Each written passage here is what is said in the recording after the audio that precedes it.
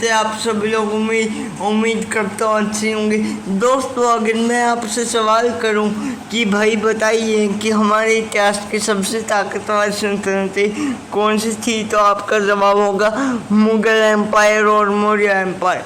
क्योंकि इस बात में कोई शक नहीं है कि ये दोनों ही सल्तनतें अपने अपने दौर में बहुत ज़्यादा ताकतवर हुआ करती थी। जहाँ एक तरफ मुगल मौर्य एम्पायर में सम्राट अशोक को सबसे ताकतवर राजा के तौर पर याद किया जाता है, वहीं मुगल एम्पायर में भी सबसे ताकतवर बादशाह के तौर पर औरंगज़ेब आलमगीर को याद किया जाता है। दोस्तों, आप लोगों को तो यही पता होगा कि औरंगज़ेब आलमगीर को मुगल सल्तनत की गद्दी इतनी आसानी से नहीं मिली थी। इनको बहुत सारी जंगें करना पड़ी थी। इवन अपने उन तीनों भाइयों तक को कत्ल करना पड़ा था जिन्होंने इनको गद्दी के लिए चैलेंज किया था और मारने की कोशिश की।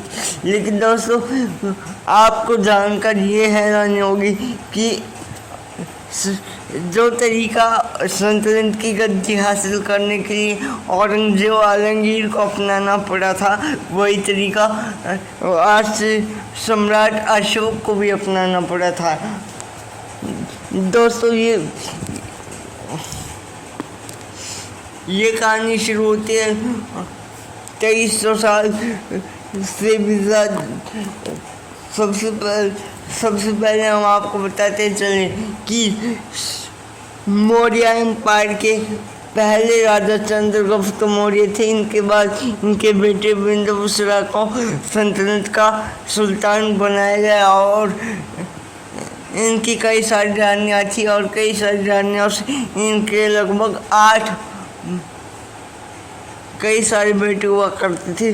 जो बिंदुसार अपने आखिरी दिनों में बहुत ज़्यादा बीमार हो गए थे और वो यही चाहते थे कि उनका बेटा सुसीमा ही मौर्य एम्पायर का अगला सुल्तान बने।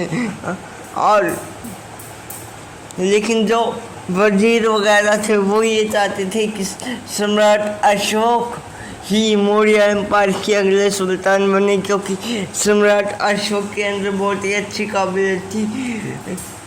बिंदुसार की तरफ से सम्राट अशोक को बिल्कुल भी पसंद नहीं किया जाता था, क्योंकि इसके पीछे मेन वजह सम्राट अशोक का लुक वगैरह बताया जाता है। और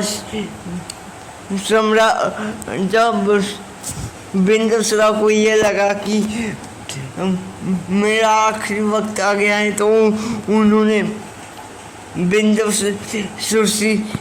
बिंदुसार ने सुसीमा को अगला सुल्तान बनाने का फैसला कर लिया। लेकिन कहा जाता है कि जिस वक्त बिंदुसार ने ये सब फैसला लिया था, तब सुसीमा सल्तनत की राजधानी में मौजूद नहीं था, बल्कि वो तो कई दूर बगावत को चलने के लिए गया हुआ था, इसलिए चला गया था। और ये बगावत को चलने के लिए कुछ ही दिनों पहले बिंदुसार ने ही खुद सुसीमा को भेजा था, इसलिए वो बगावत को चलने के लिए चला गया। और बिंदुसार ने सुसीमा की तरफ एक खत रवाना किया और बिंदुसार के सभी मंत्रियों ने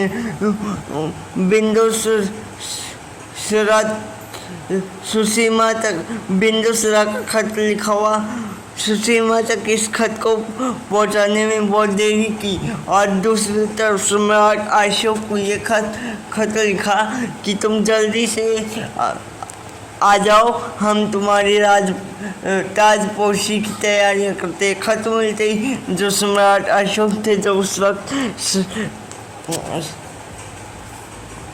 सम्राट अशोक थे, उन्होंने बड़ी तेजी के साथ अपनी राजधानी का सफ़र करना शुरू किया और वो लोग सुसीमा से पहले ही राजधानी तक सम्राट अशोक पहुंचने लगे। और इस तरह सभी मंत्रियों ने सम्राट अशोक को अपना अगला राजा घोषित कर दिया। और लेकिन दोस्तों, सम्राट अशोक को ये गद्दी इतनी आसानी के साथ नहीं मिली थी। सम्राट अशोक को अपने दुश्मनों को ठिकाने लगाने में बहुत ज़्यादा वक्त लगा था। बहुत सारे उनके दुश्मनों को ठिकाने लगा था और अपने 99 यानी 99 ब्रदर्स को भी को कत्ल करना पड़ा था। और कई ऐतिहासिक किताबों से तो यही पता, मेरा मतलब है कई ऐतिहासिक सोर्सेस से तो यही पता चलता है कि सम्राट अशोक ने अपने 99 ब्रदर्स को नहीं बल्कि 100 के 100 भाइयों को उस दौर में कत्ल कर दिया था। सम्राट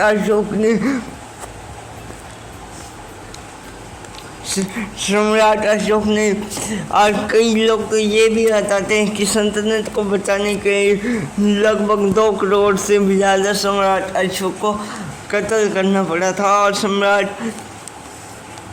अशोक और अपने सारे दुश्मनों से निपटने के बाद, इन सभी परेशानियों से निकलने के बाद सम्राट अशोक ही मौर्य एम्पायर के अगले सुल्तान बने। हालांकि हम आपको ये बताते चलें कि सम्राट अशोक की ताजपोशी उनके फादर की मौत के 1 साल बाद हुई थी। और जिस भाई की सबसे खतरनाक तरीके से मौत हुई थी वो कोई और नहीं बल्कि वही सुसीमा था, जो बिंदुसारा की पहली पसंद हुआ करता था। फिलहाल दोस्तों, आज की हमारी इस वीडियो को हम यहीं पर ख़त्म करते हैं।